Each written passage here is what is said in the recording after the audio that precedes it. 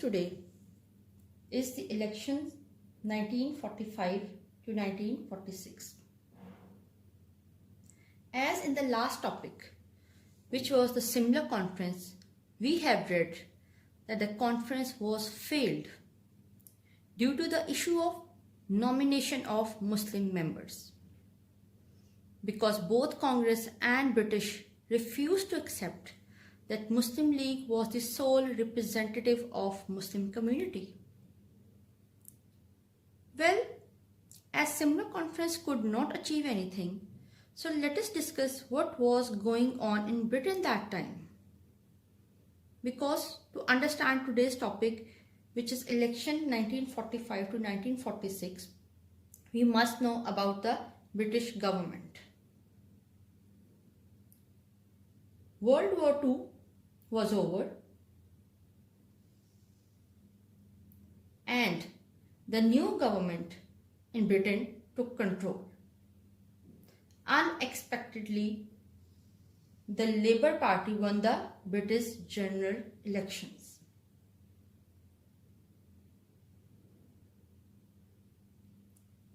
The Labour Party won a massive victory in Britain's 1945 general elections. The new government gave some new instruction to the Viceroy of India, Lord Wavell.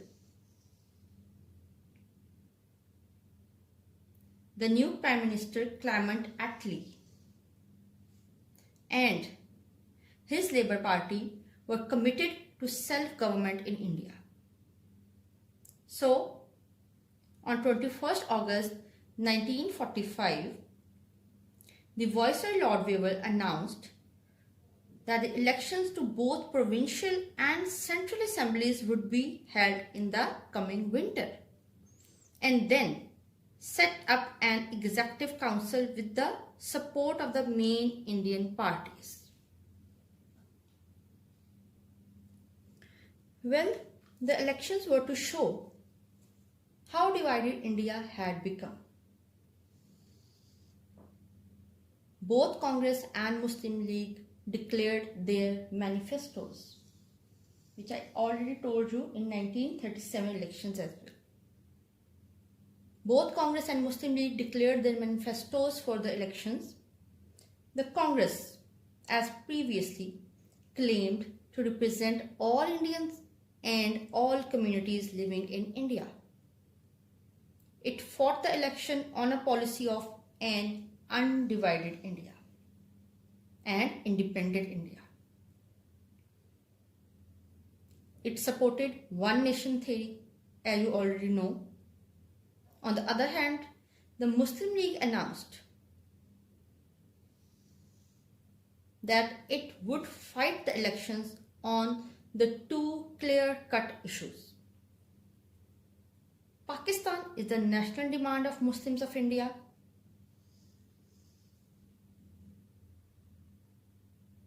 and the Muslim League is the sole representative organization. That's why the League appealed to the Muslim community with the policy of establishing an independent Muslim homeland. So students, as you know, that Congress was already a strong and renowned political party of India, and its members knew well how to contest the election campaign. Now let us discuss how Muslim League performed this time. Soon after the announcement regarding the general elections, the Muslim League started preparation to contest them. The League's position in 1945 was entirely different from what it had been at the time of the previous election held in 1937. It was now a well-established organization with branches in every province, district and village. For Jinnah and the Muslim League, the election campaign was urgent and also extraordinarily hectic and brisk. In a mere 24 weeks between mid-July and the end of December 1945, Quaid-e-Azam addressed thousands and had talks with hundreds. He showed his outstanding efforts that time and proved himself a real, true hero for the Muslim community. During this short period, he spoke at more than 26 gatherings across the provinces of Bombay, Sindh, Balochistan and the frontier. Gave out 32 press statements and interviews, met several delegations and received and answered a great deal of political correspondence. In his struggle, Jinnah was helped by a team of highly committed deputies, a committed team and dedicated office holders. To cope with the finance of the elections, Quaid-e-Azam asked the Muslims in his specific style. He said, "Give us the silver bullets and we will finish the job." He made a tour to Karachi, Peshawar and Quetta for the campaign of Muslim League and for fundraising. Liaquat Ali Khan started campaign in Delhi and Feroz Khan worked in Punjab. Jinnah had formed the All India Muslim League Committee of Action in December 1943 and later the Central Parliamentary Board as well. These dedicated office holders selected Muslim League candidates, settled differences, distributed funds, coordinated election work from their Delhi head office and travelled and supervised elections activity all over India and truly set an example of selflessness and sacrifice. Well, the election for the Central Assembly were held in December 1945. The turnover was extraordinary. League's performance was even more impressive, as it managed to win all the 30 seats reserved for the Muslims in Central Legislature, including one for Muhammad Ali Jinnah. The Congress won 57 out of 62 seats, but its Muslim candidates could not win any of the reserved seats for the Muslims. Now you can see the picture is clear before you. Then the elections for the provincial assemblies were held in early 1946. In that, the Muslim League won 446 out of 495 Muslim seats, whereas Congress won 930 seats in provinces.